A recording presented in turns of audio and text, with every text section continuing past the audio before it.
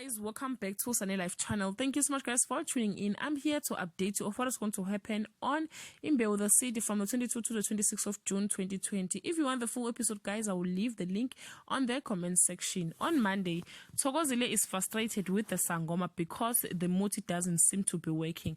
So the Sangoma creates an even more powerful potion that yields terrifying results. Duduzile is hell-bent on making money to help Nomsa. On Tuesday, Mazulu starts having nightmares. Mandlovu suspect that there is evil spirit. Nolose receives a call from Lungane telling him that he could or he can have Nkuleko's car back on condition that he collects it in person. Punyuka and Pranav warns him that it could be a trap. On Wednesday, Phakade confront or comfort Mazulu and gives her some holy water. Kamatonsela gets angry and tells Phakade he has to choose between her and Mazulu. Does Mazulu think Kamatonsela put Muti on her? Nomsa tries to reach out to her mother, but Duduzile is desperate to go drinking with her friends instead.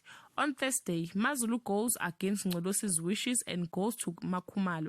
Nomsa rushes home to find out that her mother has burnt the house down and is being rushed to hospital after inhaling the smoke.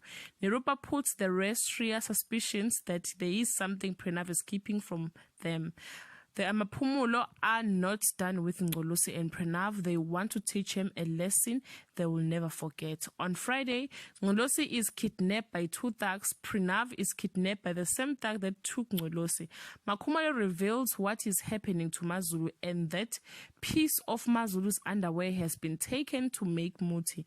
Nomsa has left at a hospital but still has no news about her mother.